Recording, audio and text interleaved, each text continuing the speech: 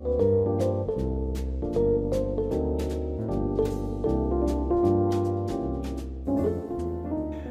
property of differentiation that is almost so obvious we might not realize it is what's called linearity.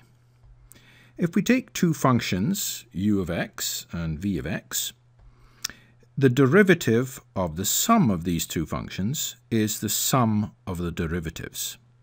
That is, d by dx of the sum of u of x and v of x is du by dx plus dv by dx.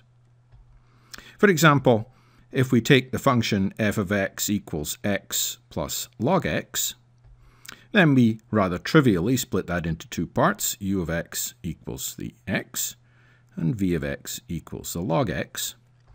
So du by dx equals 1. d by dx of x is 1. And dv by dx is 1 over x. That's the derivative of log x. So the derivative of this function f of x is du plus v by dx, which is 1 plus 1 over x.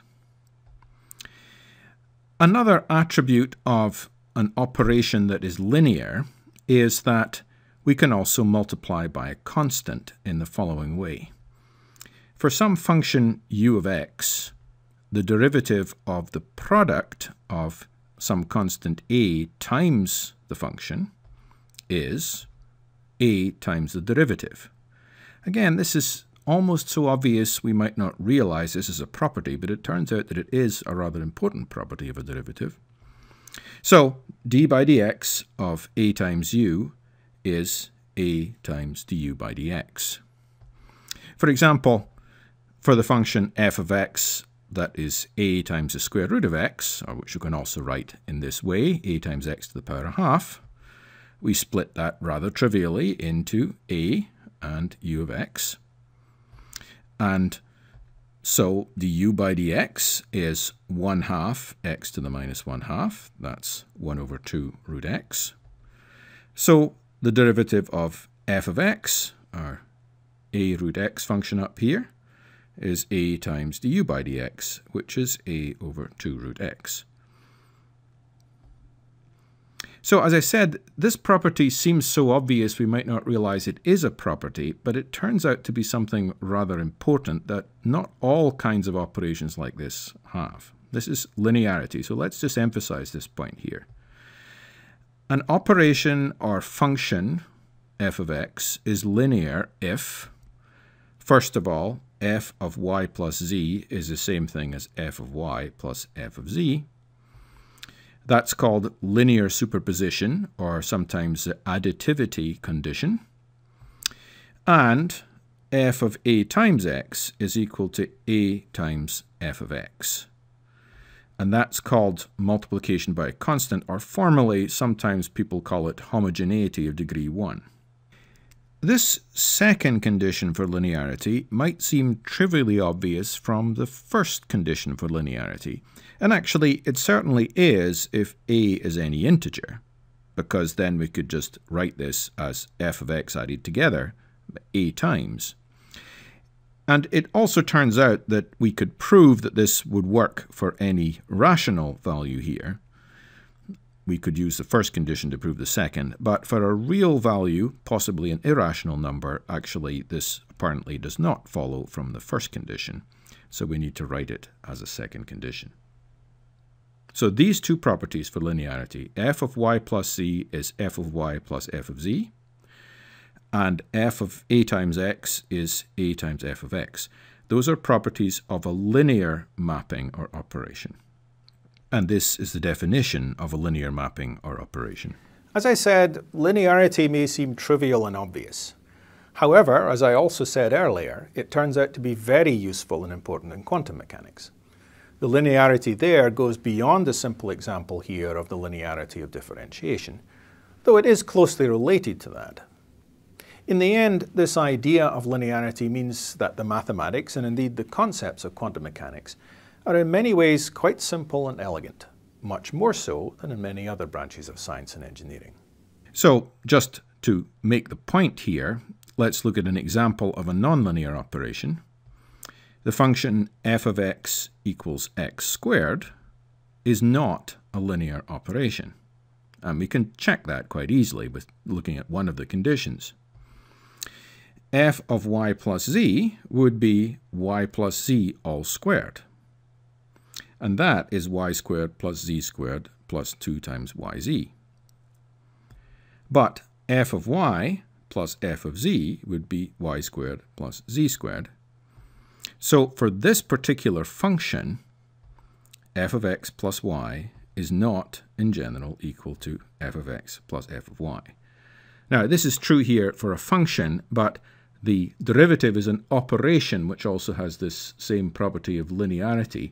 There are many other kinds of operations, however, that do not, and this function here is just one example of a particular kind of operation that is not linear. Let's look at our next important rule for differentiation, which is called the product rule.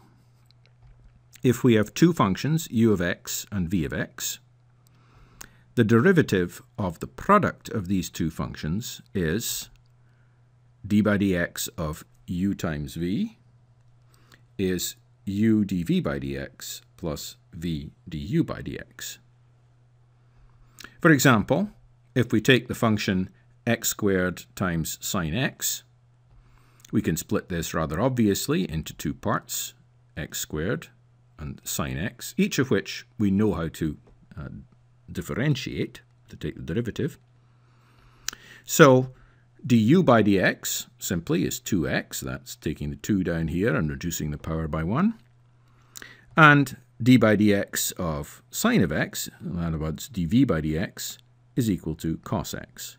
So the derivative of the product of these two, which is our function f of x up here, is x squared cos x plus 2x sine x.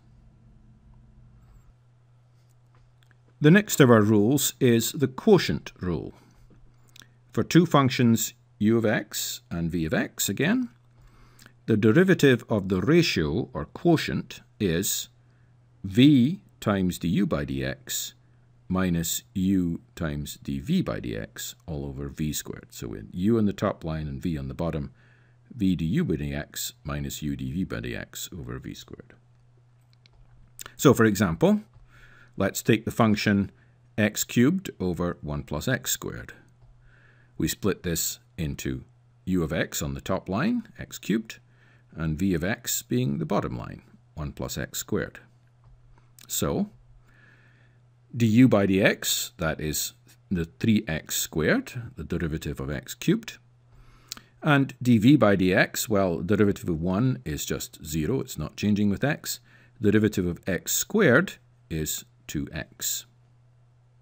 So the derivative of the ratio of u over v is 1 plus x squared times 3x squared minus x cubed times 2x all over 1 plus x squared all squared.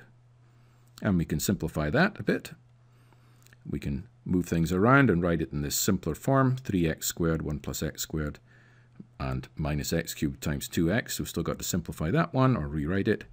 And finally, we can rewrite that one as well to get 2x to the power 4 on the top line in addition there, and this 1 plus x squared all squared on the bottom, of course.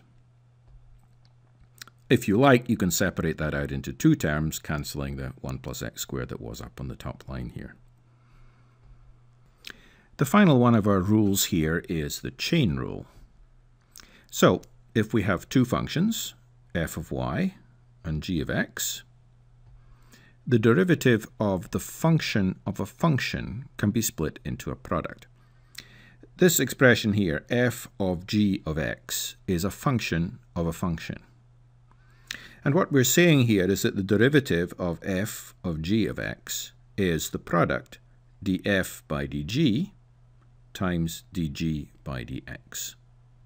So let's look at a few examples here. First of all, let's think of the function h of x is 1 plus x squared all squared. We're going to split this into g of x, which is 1 plus x squared, and then f of y, which is y squared. We could also think of that as f of g is equal to g squared. It makes no difference. So dg by dx, well, that's straightforward. The derivative of 1 plus x squared is simply 2x. And the derivative of g squared with respect to g is simply 2g. So dh by dx is equal to 2 times 1 plus x squared. That's the 2g times 2x. And that altogether is 4x times 1 plus x squared. Another example, let's take e to the ax, exponential of ax. We can split that rather trivially into ax and exp of g, or e to the g. So dg by dx, well, that's easy, that's a. df by dg is just e to the g, because the derivative of e to the g is e to the g. So, putting that all together, here's our df by dg here. That is just exponential of g, so that's exponential of ax, multiplied by dg by dx, well, that's the a. So we get, changing the order in the multiplication, a times exponential of ax. And another example. Let's take this function here, exp of ax squared, split that into ax squared, and again, e to the g. So dg by dx is 2ax,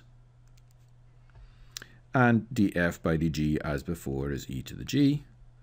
And so d by dx of this function, e to the ax squared, is e to the g, that's e to the ax squared, times 2ax. So again, changing the multiplication order around for elegance, that's 2ax e to the ax squared.